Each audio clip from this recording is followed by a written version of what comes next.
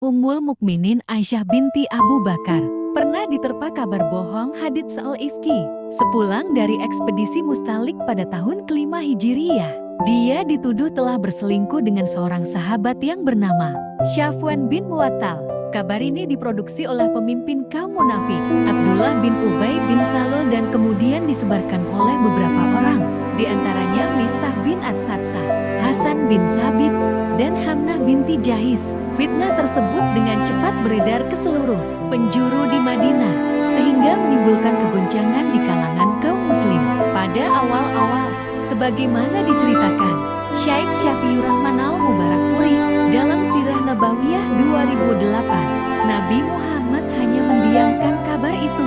Namun karena wahyu tidak kunjung turun dan keadaan semakin rumit, maka Nabi kemudian meminta pendapat dari beberapa sahabat seperti Usamah bin Zaid, Iyalai bin Abi Thalib, dan Burairah tentang kabar itu. Di sisi lain, Sayyidah Aisyah sangat terpukul usai mengetahui kabar dirinya berselingkuh tersebar di seluruh kota Madinah. Terlebih, setelah tiba di Madinah, dari ekspedisi Mustalik dia jatuh sakit selama sebulan lamanya. Sejak saat ini, Aisyah kemudian tinggal di rumah orang tuanya. Setelah mendapatkan izin dari Nabi Muhammad, dalam satu riwayat, dia menangis hingga 2 malam tanpa henti. Aisyah merasa Nabi Muhammad bersikap berbeda dari biasanya setelah berita itu mencuat. Sikap Nabi tidak hangat, tidak bercanda, dan kurang begitu perhatian kepadanya, padahal saat itu Aisyah sedang sakit. Memang Nabi tidak menyalahkan dan juga tidak membenarkan kabar itu karena Nabi masih menunggu wahyu dari Allah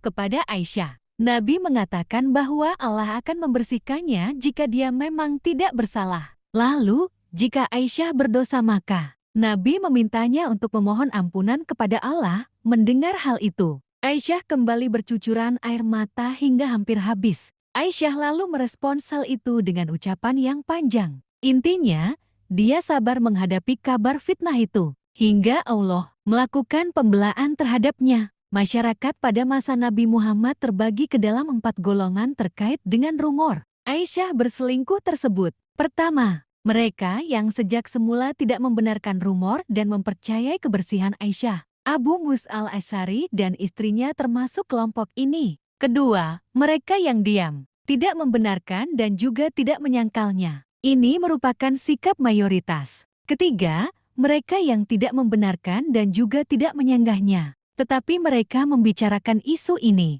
Karena sikap kelompok ketiga ini, kabar fitnah terhadap Aisyah menyebar di Madinah. Mereka yang termasuk kelompok ketiga adalah Mistah bin Utsah, Hasan bin Sabit, dan Himnah binti Jahsi. Keempat, pelopor berita bohong yaitu Abdullah bin Ubay dan para pengikutnya kaum munafik. Sebulan riwayat lain menyebut, 45 hari setelah kabar bohong itu menyebar di Madinah, Nabi Muhammad menerima wahyu tentang pembebasan Aisyah dari tuduhan keji itu, yaitu surat An-Nur ayat ke-11.